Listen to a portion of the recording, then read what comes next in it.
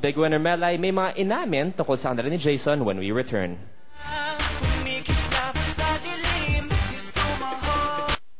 Double up Big Winner Melay Cantiveros. May on-the-spot confessions tungkol sa kanyang blooming career at love life.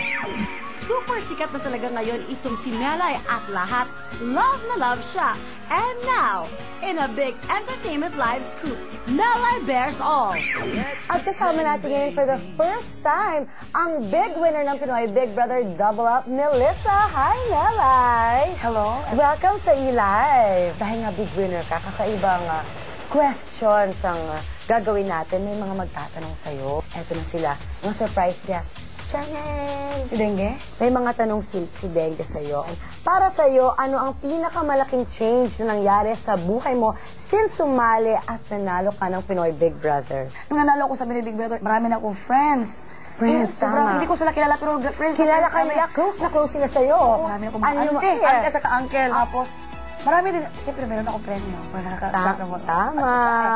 At meron din akong bahay. Lalo na nagpunta ka sa Jensen, di ba? Ano yung tuloy na sinisigaw nila? Melissa, Melay! Sobrang happy ko nung nakita ko sila dahil doon parang sa gilid ng highway, parang gusto nilang magpapasagasa. Talaga? Gusto talaga nilang gano'n ang aking kamay. Hindi nila ahalap ako nilkato. Sabi nila, wow, ang ganda naman para sa personal. Next question, Baby Dengue. Balita namin, sobra kayong na-starstruck ni Jason sa mga stars, lalo na kina John Lloyd at Bea dahil nagpunta kayo sa premiere na ito. Nakalakad kayo sa red carpet. Anong pakiramdam? Parang ang pakiramdam, parang kaming mga princess at princess. Parang meron kaming ginawang movie at mga katabi pa namin si Ma'am Charo. Pag mga katabi naman, yung uma-actor doon pa sa harap namin ng... Oo, sobrang ingay ni Sweetie Pie. Nagalit ako ni Sweetie Pie. Ay, si Sweetie Pie! Oo, sobrang ingay siya.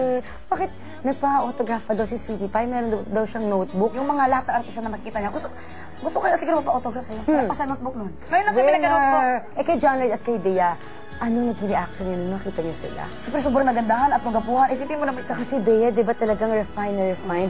Artista talaga, di ba? Ay, sabi niya sa'yo! Parang nahiya kami ni Sweetie Pie over. Ito naman ay isang white bear. Ano ito? Brief ni Sweetie Pie. Ay, Lord! Napagalitan ka raw ng lola mo dahil sa Lady Gaga costume ng PBB. Ay, hindi naman ako napagalitan. Parang nag-open ako sa kaya dahil... So parang nakulangan daw ng tela yung outfit ko. Parang daw ko mga sexy star, mga bold star. Namimiss mo na sila, yung family mo. Oh, grabe pagka-miss ko sa kanila kasi 30 minutes ko lang sila nakausap doon sa Jensen. Parang, hi Lola! Bye na agad. Namimiss mo na talaga grabe sila. pagka-miss ko sa mga friend ko, sa mga kuhaan ko. Parang nakikifans na rin sila. Kung makalakad tayo... Anong message mo sa family mo ngayon? Maghintay-hintay na lang kayo. Lalabas na rin ako dito. And magbanding naman kayo. Huwag kayo mag-alala. Diba? Wow! Anong bonding ang gusto mong gawin ninyo? Siyempre party. Over ka party. Ito naman tayo! Si SpongeBob. Binigay sa ito ni Sweetie Pie. Ikaw na nga magbasa.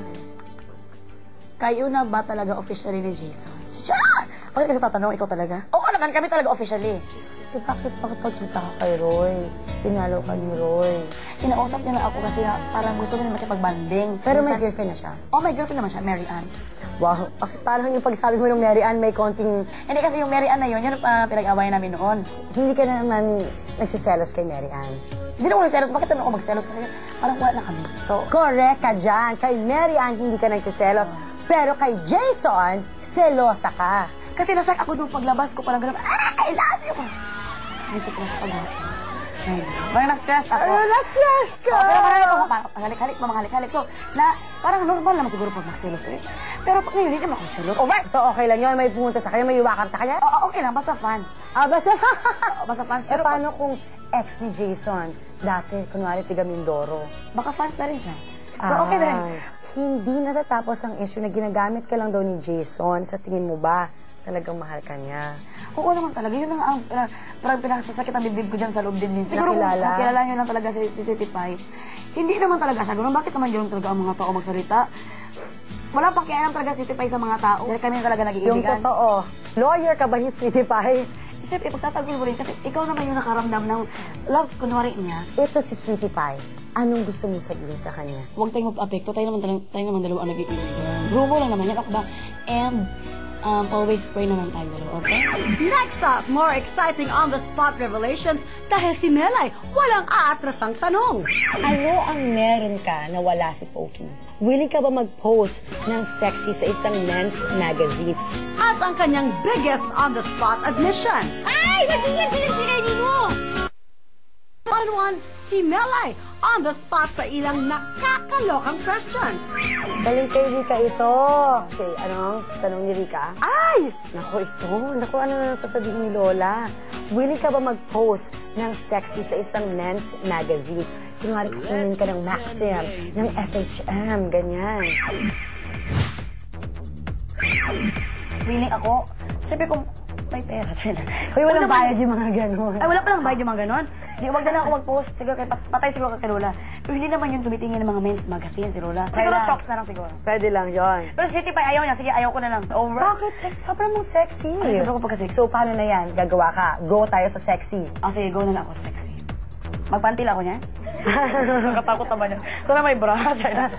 Ay, di ka ba sinabing topless? Sexy lang naman. Sexy lang naman. Kung merong isang leading man na gusto mong maka-kissing scene, syempre maliban kay Jason ito ha, sino naman ang actress na gusto mong maging kontrabida sa project mo? Ang makikising-sing ko? Oo. Siyempre si Jericho talaga. Oh. Kasi nga, parang over ko siya kakatasin. Tapos yung kontrabida, Yes. ang kontrabida ay walang iba kundi si Rika. Siri ka paras. Kasi hindi na mapunta sa kay Rika. Kaya, for sure, sa akin talaga si Jericho. Ano ang meron ka na wala si Pokey? Ngipin na ganito. Si Madonna, ginawa pa niya talaga para maging one seat apart yung ngipin niya, samantalang ikaw, one seat apart na talaga. Ay, uso pala to, Effortless. uso to. Uso, oo. Kaya dito. Lahat na lang ito, lahat ng ngipin ko masit apart pa rin, sir na. Sabi ni Pokey, naingit to siya sa'yo. Bakit naman? May Jason ako. Tama! Galing mo! Miss Pokey, don't worry, magkakaroon ka rin ng Jason. Darating yan sa panahon. At saka, don't worry, may anak ka naman. Thank you so much, Melissa. Para sa'yo, from eLife, thank you so much. Alam mo, first time kita makausap. Kasi dun sa big night, medyo magulo na shock pala ha. So, napakabait mo pala talaga. At kung ano yung pinanood ko sa PBB, ganun na ganun ka. Thank you so much. Ano gusto mong sabihin sa lahat ng mga sumuporta sa'yo sa Pinoy Big Brother? Sa lahat ng mga sumuporta sa akin sa Pinoy Big Brother, sa TV subscribers, sa mga taga-Jensen, sa mga... I love you all talaga. Kung meron kang drama na gagawin, ang Precious Hearts Romances presents Impostor. At makakasama mo dito, Samuel B. Maha Salvador. Of course, si Sweetie Pie. Excited ka? Sabi pag-excited kay... Siyempre, mag-lips to lips kami ni... Ay! Magsisip-sip si kay Nino! So, nakakahiya talaga ito. Sobrang pagkahiya ito. Kaya, nakakatakot talaga Taray mo! nangyayari. Ang ganda mo, parang Ann Curtis. Ang ganda mo ngayon. May nunal pa ko dito. Ay! Tapos, meron pa kami Koki. Ikaw si Koki? Ah, hindi. Okay, I'm sorry. Pinsan ni Koki. Yay! Thank you so much, Melissa. Thank you.